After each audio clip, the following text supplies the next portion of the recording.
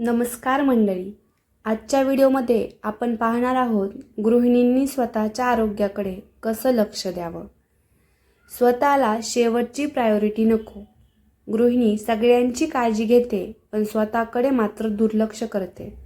लक्षात ठेवा, आई, बायको निरोगी असेल तरच घर निरोगी राहतं.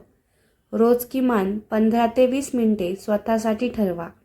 त्या वेळेत मोबाईल, काम, लोक काहीही नको. सकाळ कशी सुरू होते यावर पूर्ण दिवस ठरतो. उठल्यावर 1 ग्लास कोमट पाणी प्या. शक्य असल्यास 5 ते 10 मिनिटे श्वसन किंवा स्ट्रेचिंग करा. रिकाम्या पोटी चहा टाळा.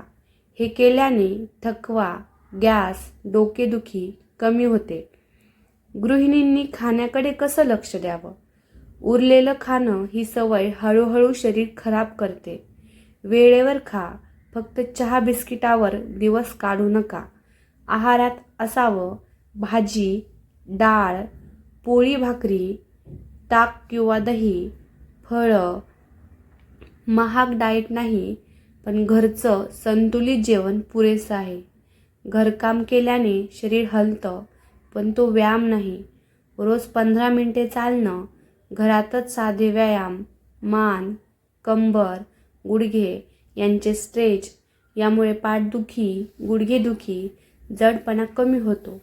सगळे झोपले की आपलं काम ही सवय बदलायला हवी. किमान 7 तास तरी झोप असायला हवी. झोपण्याआधी मोबाईल कमी बघावा. उशिरा चहा टाळा. मानसिक आरोग्य तितकंच महत्त्वाचं आहे. सतत जबाबदाऱ्या, अपेक्षा, ताण, मन मोकळं बोलण्यासाठी कोणीतरी असावं. स्वतःला दोष देणं थांबवा. दिवसातून 5 मिनिटे शांत बसणं. आनंदी मन म्हणजेच निरोगी शरीर. नियमित आरोग्य तपासणी करावी.